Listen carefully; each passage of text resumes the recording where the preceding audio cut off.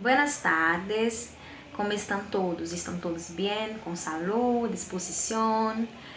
Hoy, 29 de junio de 2020, nosotros tenemos más una clase de español. Entonces, sean bienvenidos a nuestra clase de hoy. Abram sus libros, por favor, en la página 41 e vamos estudar um pouquinho mais juntos. Queridos, hoje, 29 de junho, segunda-feira, início de semana, que as graças de Deus estejam conosco, com vocês, com a família de vocês e que vocês estejam com bom ânimo para os estudos também, tá bom?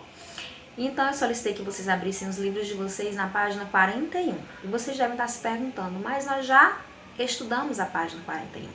Pois bem, nós vamos fazer uma pequena revisão sobre o conteúdo da página 41 e também a correção da atividade desse conteúdo que nós não fizemos ainda, certo? Eu recebi de pouquíssimas pessoas essa atividade, certo? Então, espero que vocês tentem responder, que depois se atentem para a correção, tentem responder mesmo sem assistir a correção, porque é muito importante isso para a aprendizagem de vocês, principalmente por ser também o conteúdo da nossa avaliação de espanhol, tá bom? Então, na página 41, o conteúdo são regras de acentuação. As regras de acentuação em espanhol, elas não são um bicho de 7 cabeças, até porque nós temos apenas um acento em espanhol, né?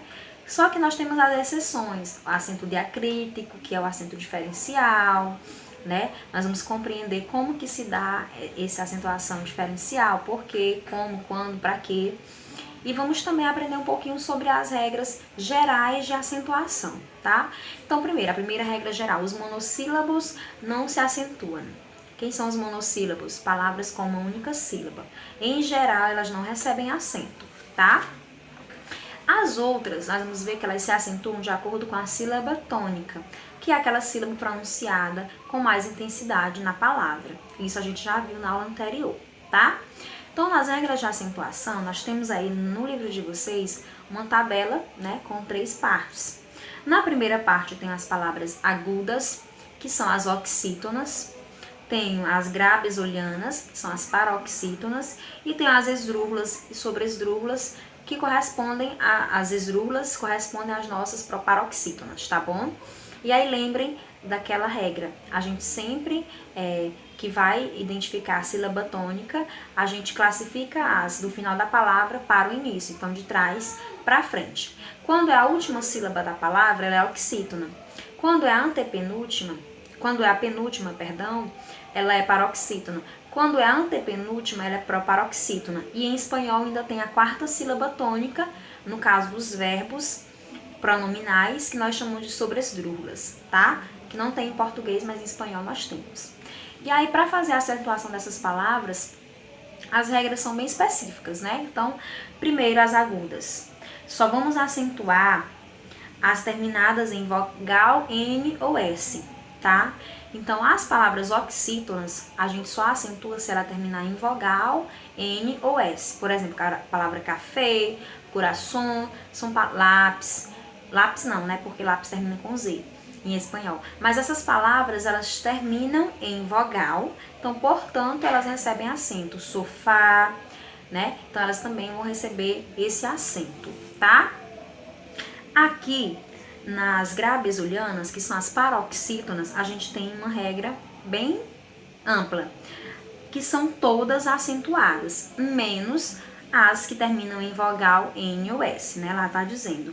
Só não se acentuam as terminadas em vogal N ou S. As demais todas são acentuadas, tá? As esdrúxulas e sobresdrúxulas, todas são acentuadas, tá? Então, todas elas recebem um acento, certo? Então, a regra simples. Agudas, a gente apenas acentua se elas terminarem em vogal N ou S.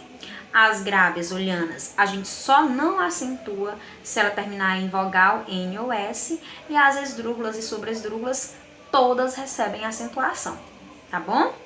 Agora, os casos específicos, né? Que são as pequenas exceções. Primeiro, a gente vai falar dos advérbios, que terminam em mente.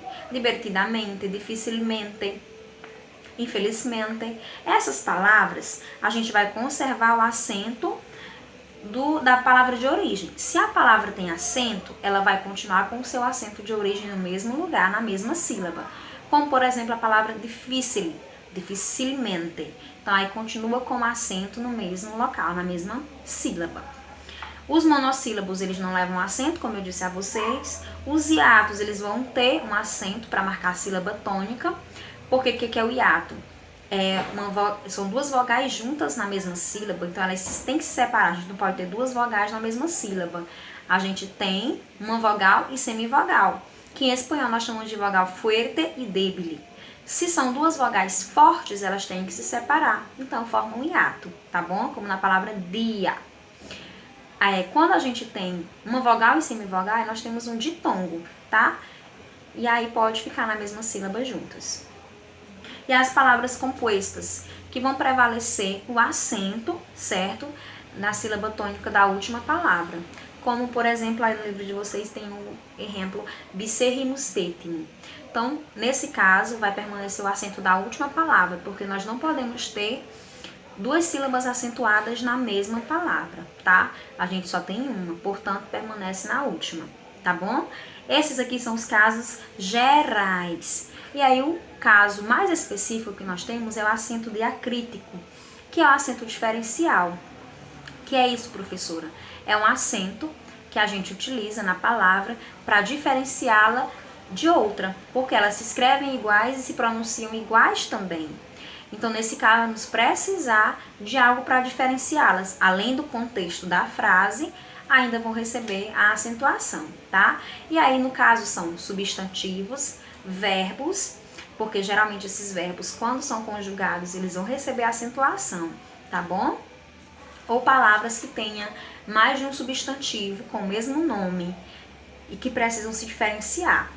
E aí aqui nessa parte a gente vai para a correção da atividade, que vai ser a maneira da gente revisar, tá bom? Então o exercício que vocês ficaram para fazer, ele começa na página 42 e a primeira questão pede para vocês: señala as alternativas em que as palavras são acentuadas por la misma regla de acentuação, que são aquelas regras que nós estudamos na página anterior. Então, eu tenho lá, número quien habrá.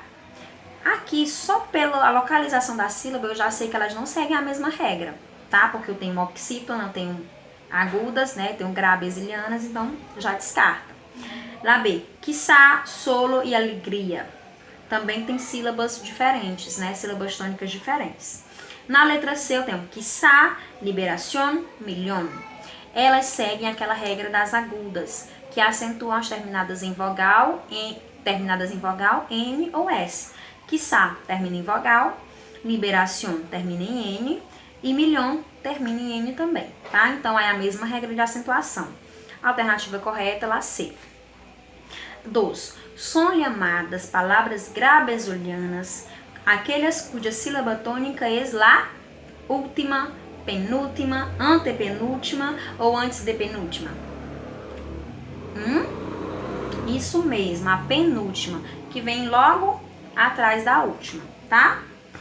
Que são as nossas paroxítonas. Lá 3. Qual delas palavras abaixo não é grave?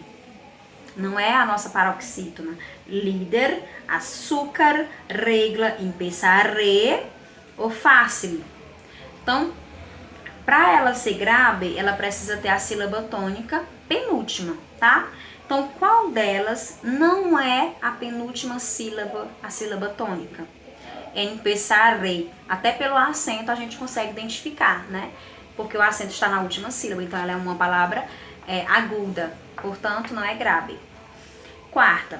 Completa os seguintes enunciados com ele ou ele.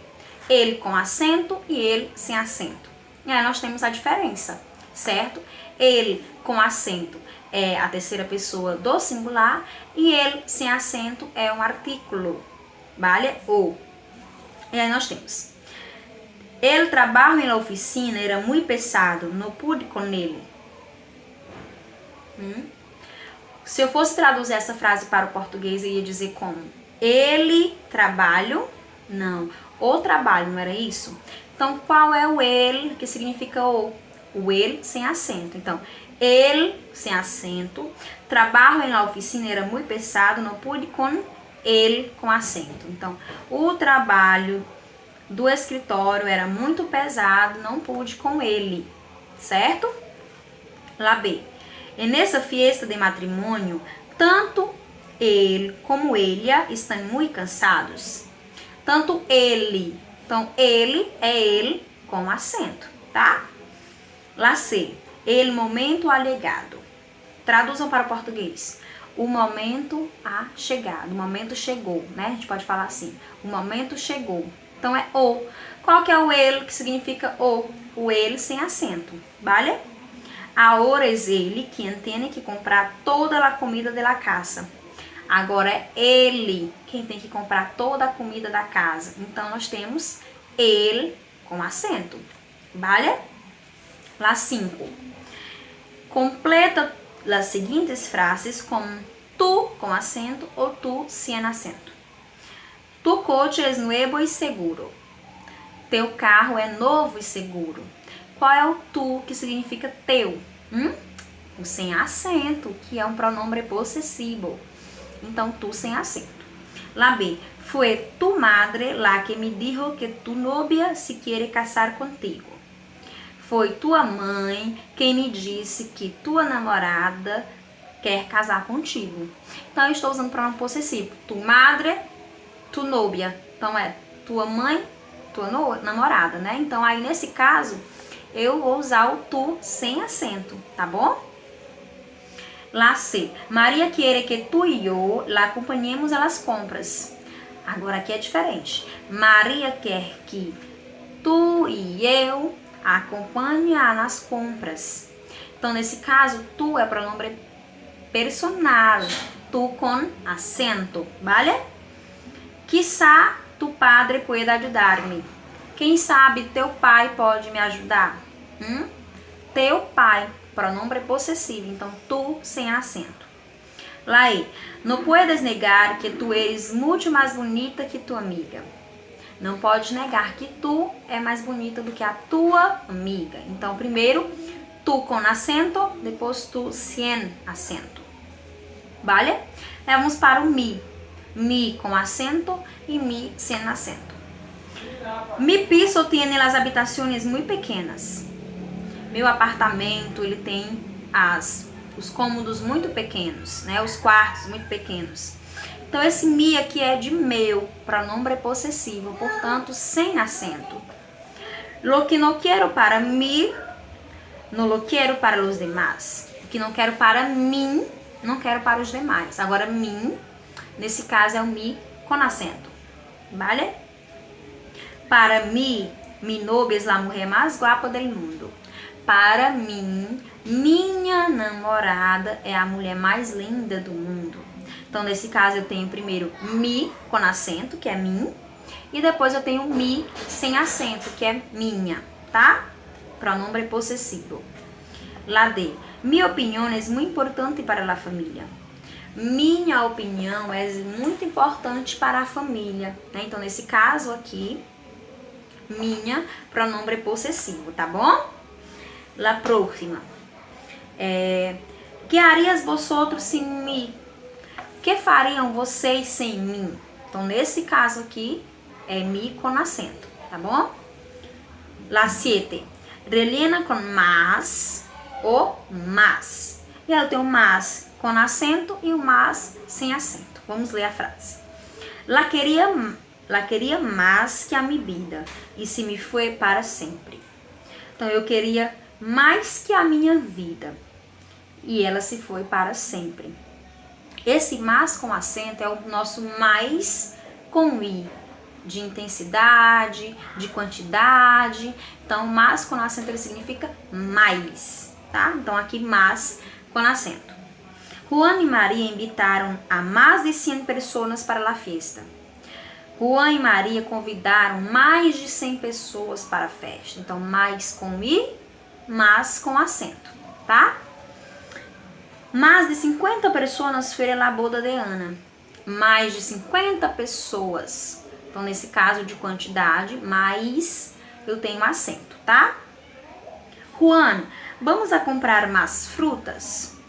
Juan, vamos comprar mais frutas? E aí, mais uma vez, o mais de quantidade, que é o com acento. E eu pulei a letra D, né? Então, vamos para a letra D agora. Queria venir, mas não pude. Esse mas de porém, de contradição, ele é sem acento. É igual ao nosso mas do português, tá? Então, mas de quantidade e de intensidade, mas com acento. Mas de porém, ideias contrárias, contradição, mas sem acento, tá bom? Compreendido, Atacar? Para vocês compreenderem melhor o conteúdo, eu sugiro que vocês façam frases, né? Que vocês produzam frases que vocês vão utilizar essas palavras com diferentes maneiras, porque para a gente compreender também o contexto é muito importante. Então, por exemplo, nas atividades, nós usamos as duas maneiras de escrita, com acento e sem acento. E a gente pode perceber a diferença. Isso facilita para a aprendizagem, tá bom? Então, essa foi a nossa aula de hoje, vale? Espero que vocês tenham compreendido. Mas qualquer dúvida, podem me perguntar. Eu estou recebendo pouquíssimas dúvidas de vocês. E também pouquíssimas atividades, tá?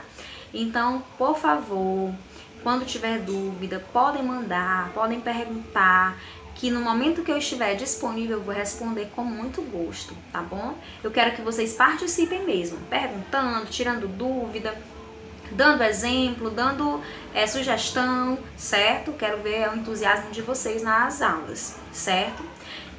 Entonces, besos, hasta nuestra próxima clase de español, buenos estudios, buena revisión y disposición para estudiar. Hasta la próxima.